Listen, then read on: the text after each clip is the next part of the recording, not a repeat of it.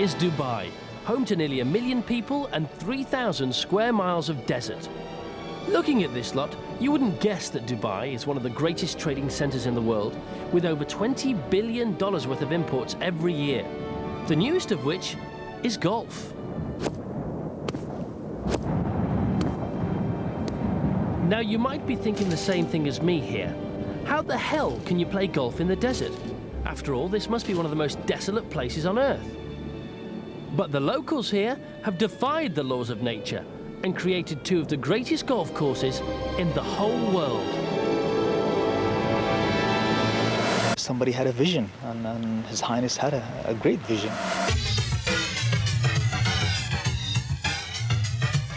The original idea came from His Highness General Sheikh Mohammed bin Rashid Al Maktoum. A lot of people were very cynical about it, and I think we were all a little bit nervous. Nobody had ever tried to build a golf course in the desert before. People thought that this is crazy. You can't have a green golf course here. Who's going to be interested? And, you know, what about the cost involved and the rest of it? Would the grass survive?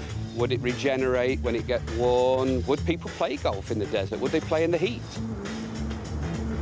When we were first shown the site, it was a piece of untouched desert. It had some sand dunes across it, which were actually a super feature. They sort of sculptured greens and tees over a period of a week, and we'd have a sandstorm, and overnight they'd come back and found that they'd moved somewhere else.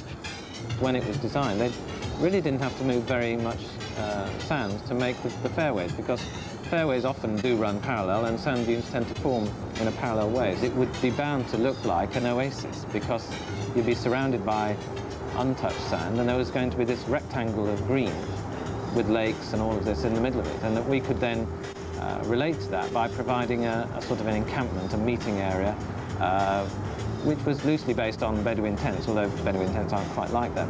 I think for a person from the Middle East, the greenery and the beauty of the golf course, you know, we are people who are used to the desert, bare desert. For you to find something so pretty, but it still keeps that good balance between the desert and the greenery.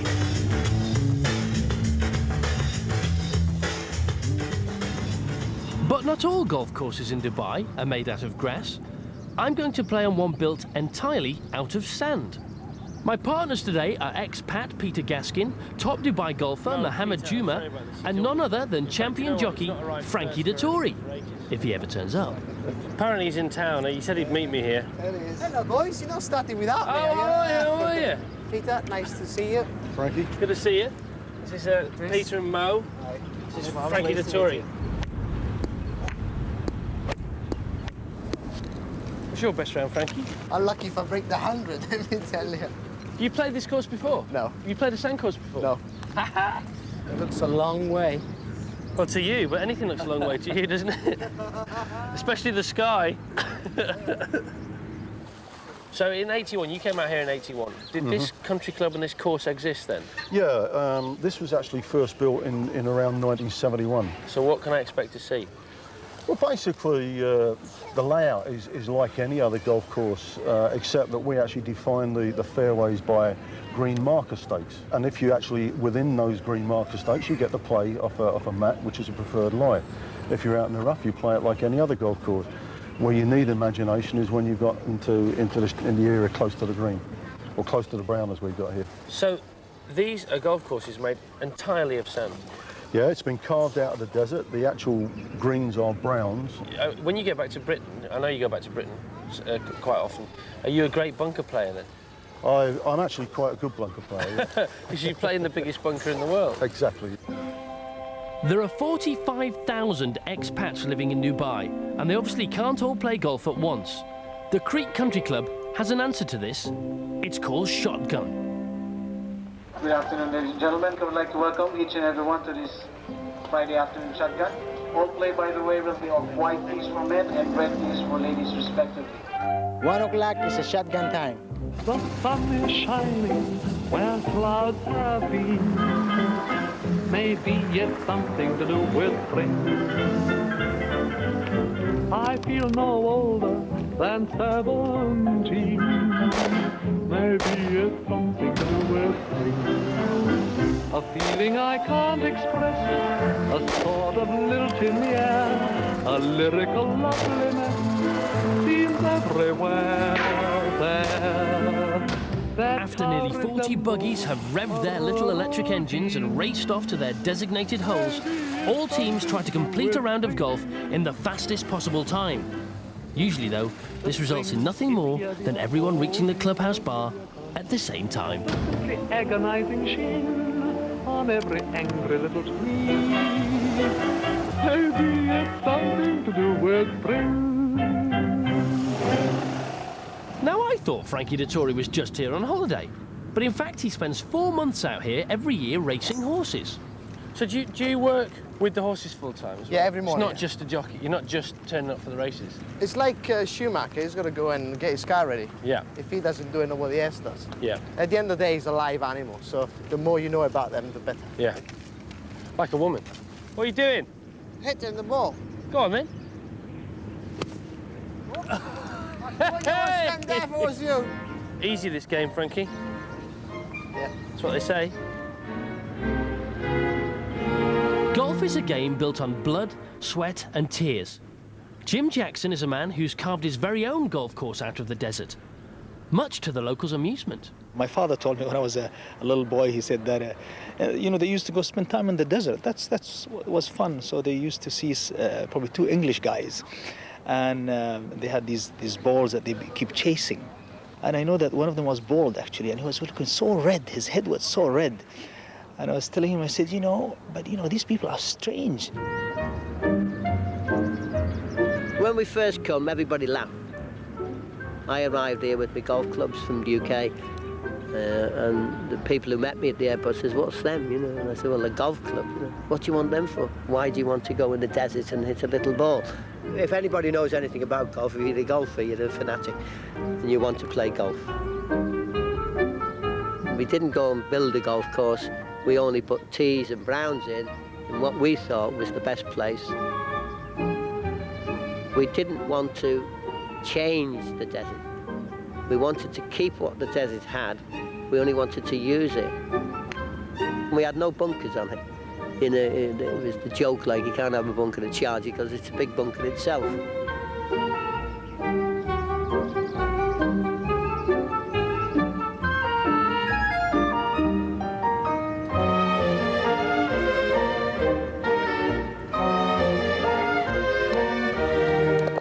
We made ordinary browns, and then the next day the sand had covered them.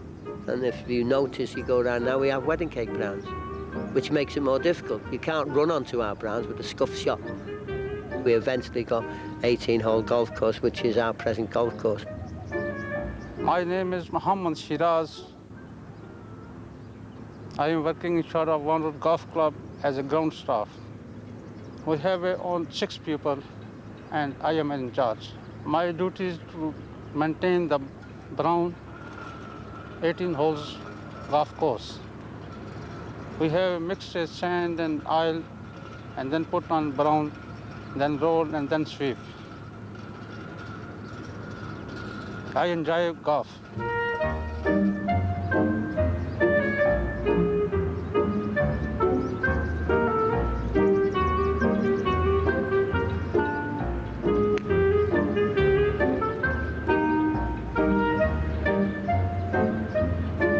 We play in temperatures reaching from 110 to 120. Walking up sand dunes and walking down sand dunes, you are plodding, your foot goes down 2 or 3 inches. And that leads on to the carpet, the matting which you see. You know, you say, why is that black stuff on the fairways? That's there to walk up and down. It's you against the course. The British are the only people, I think, would have said, let's go and make a golf course in the desert. We still get laughed at.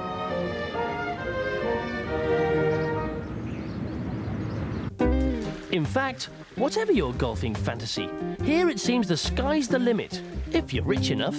This is Dubai's best-kept secret, and surely every golfer's dream. It's one man's very own private course, built in his back garden. He's planted grass specially shipped in from Bermuda. He's got his own clubhouse. And just to make sure his game's up to scratch, he's installed his own personal golf professional. My boss is very private man. He's addicted to golf. He play all day, practice about 500 balls.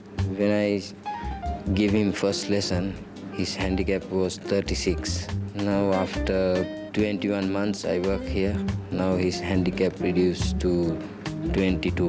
We have 9 holes here and par 32. This is his own design. We have narrow fairways and wide bunkers and big trees. Everyone thinking it's like jungle and desert, but after they enter the golf course, everyone speak this is paradise. It's like heaven.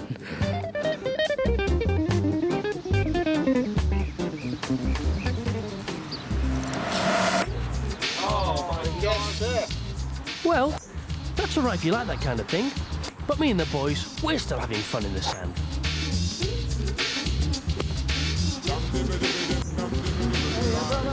That's a great shot from there. Costantino! I think I might just play a putter there. Oh, well, that's the trick, isn't it? Good putt, come on. Frank, you know these greens that aren't greens, they're browns? Yes. You know they're made of oil, don't you? No, I didn't know that. Yeah, they're mixed with an oil sand compound. And a green like this, for example, this will have 50, 45-gallon drums of oil in it. Unbelievable, isn't it? Oh, dear. Oh, dear. That's the worst putt in the world.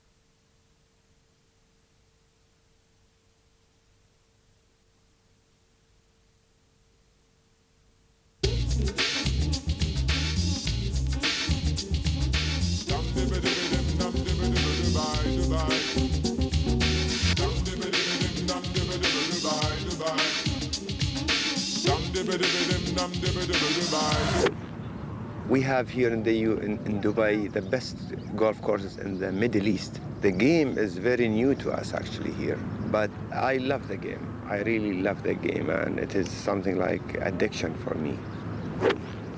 I started golf 4 years ago, and my handicap is 11 now. Now for me and for my colleagues, they are bringing their kids also to play golf. And this is good because we are going to pave the way for them actually to play golf. I'm Rashid Alabar and I play for 4 years and my handicap is 24. I want to be a champion. The kids are playing actually because they see their fathers, because for instance, in my case, when I come here to play golf, I bring my son with me. Yeah, I would like him to be a professional actually. I was telling him yesterday that dream about it and you can get it. Come on, get on with it. Shut your face. I've come a long way for this. Oh, look at this. Could look be at all this, right. Look at this. That's it. It's there. Oh, unlucky, mate. Yeah, you really mean that, don't you? Yeah. Oh. I think it's really enjoyable, this. It's a different kind of golf because it's actually more therapeutic because you have to do more with your mats around the greens. You've got to think about it. Amazingly, there are less than 100 registered golfers in the whole of Dubai. And it just so happens that a member of our 4-ball is one of the best. Is it true that you're part of the national team? I am. I'm actually the captain of the national team. Yeah. No, you see, they never tell me that. And also, you're not on my team. You're playing against me. Apparently, yes. So let's hope you get some money. So who's got the best handicap in Dubai then? A guy called Ismail Sharif, he's a left-hander. He's the UAE national champion, and he's 7 handicap now. So the best golfer in Dubai plays off 7? Yeah. But then, don't forget, he's only started like 5 years, like the same time as us. He just put more time in it, so... So you are one of the best golfers in Dubai? Just about second, yes. Wow, that must feel fantastic. Yes, but not the way I'll be swinging this afternoon, because my swing is gone lately, you know, so... No, you're making excuses, that's not fair. Just in case, You're the second best golfer in Dubai. UAE Nationals. You're making excuses? UAE Nationals. UAE Nationals? Yes. All right. Oh, that was... You couldn't have played that any better. You couldn't have played that any better. I'm not playing anymore. He's the second best golfer in Dubai. The best golfer, he only plays off 7. That means that if I really worked hard at my game, I could move here and become the best golfer in Dubai. Cool. So it really is at the embryonic stage, isn't it? Oh, big time, yeah. I mean, this is probably the only place in the world that there are 55 registered handicap In terms golfers. of UAE Nationals, yes. Yeah. Well, you do know it's going to go mad, don't you? Oh, we know that. It already has, with one of the greatest tournaments on a course that drinks 2 million gallons of water every day. The Desert Classic has put Dubai on the map. This is its 9th year, and it's attracted the top players from Europe here.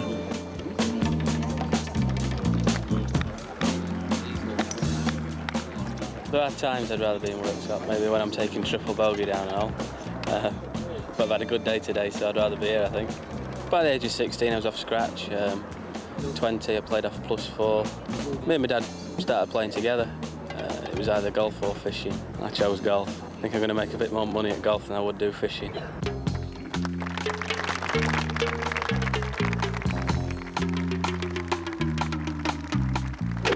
This is a course I've grown up on. I've spent many hours here hitting balls and learning how to play the game. So, I mean, basically, when I think of when I learned how to play golf, I'm going to think of Emirates Golf Club in Dubai. The UAE Nationals have taken an active interest in the game. At first it was a little bit of a strange thing for them, but now they're into it. Like every other nationality around the world, once you get into golf, it gets its teeth into you. Today it's in the schools, and they get a chance so much better than our time. You know, we're starting at the age of 33. I have no doubt in my mind that we're going to see some of these guys coming up playing in the Desert Classic and hopefully winning the Desert Classic. Tell us about your clubs quickly, because they're not men's clubs, are they? No, actually, when I started playing golf, I bought some men's clubs, but unfortunately, my size and my long arms, I had to step back to ladies. Some of the boys were taking the mick out of it, but they worked for me, so... So you play with ladies' clubs? Yep.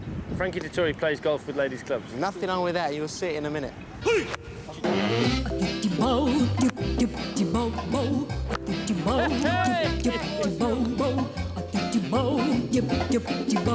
So what went wrong there, then? Yeah, Chris, give me another ball.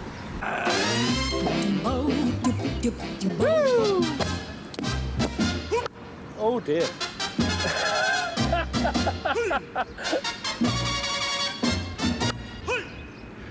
Oh, just short. You're just always short, aren't you?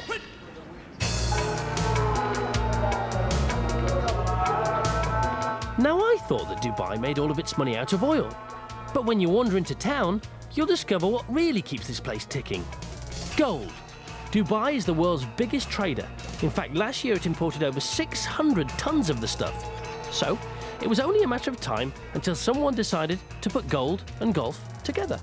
We thought that it would be a nice thing to cater for keen golfers by producing some product that the golfers might like to keep or being given as a present from friends, wives, husband, and plus as trophies for tournaments.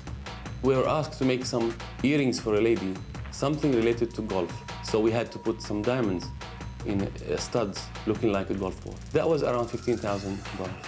These golf balls are actually made the exact replicate of the original golf ball, and they are made from solid silver, they're very heavy, and they are gold-plated. Most jewelry pieces to produce, they have to start from the masterpiece. To make an exact replicate of a golf club will take something like 2 days for a professional, top-class goldsmith to do. For example, if you want to make a club, you have to start from a rod of gold. Then you have to file it to achieve the thickness. This 5-iron club was made to the exact specification, down to the smallest details, and we added to it a natural ruby at the end. Dubai is the city of gold. Whoa! Jeez, ready to go. Go on, put this on the dance floor. The 18th brown at last. And what a mad experience playing golf in the sand. It might be the end of the day, but Frankie tells me I've still got the strangest golf experience in Dubai to come. But not yet, only after the sun has set. So, whilst I'm waiting for the sun to set, let's visit a factory where the employees have got their very own course.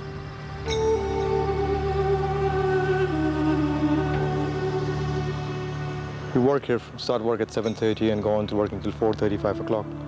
And then usually we come down here to do some sports, play a round of golf. It's basically made in by Dubai employees. You know, we decided that we'll have a golf course, and slowly, you know, we have a golf course, and it's lovely. Most of the work was done by ourselves, but the designing was done by some other experts. The major reason we had greens, not browns, is because I think the green looked better than browns. But there's another reason, actually. We had availability of water here because we have a desalination plant. And we also have our own water treatment plant, so we had availability of water. It's a very difficult course. It has never been par. The fairways are very narrow, the greens are small, and the sloping greens. But in a way, it's good for us because if we can play here, then when we go out and play on proper courses, we don't find them so difficult.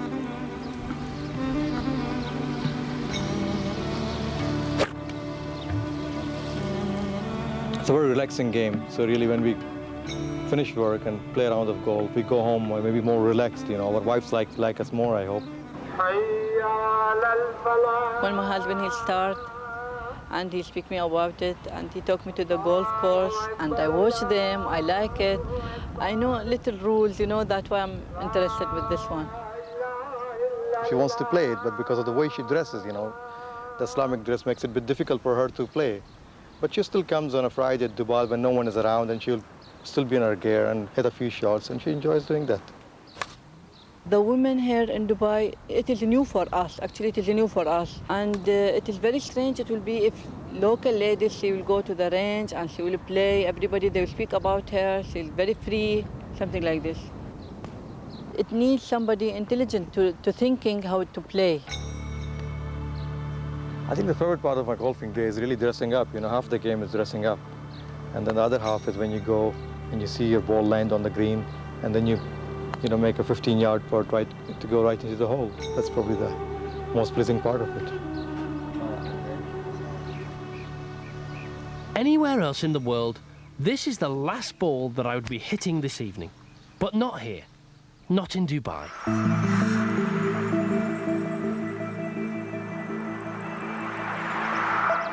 This is one of the most amazing things I've ever seen. It's a full-size golf course, a championship course, not a pitch and putt course, and it's completely floodlit. It's par 72, and you can play any time of the day or night. It's always full, it's very difficult to get on, and it's been built in the middle of one of the most famous race courses in the world, the Dubai World Cup course. It is beautiful. I mean, it's by no means what God intended, but it's still pretty good and pretty impressive. And it must have cost an absolute fortune. An absolute bloody fortune.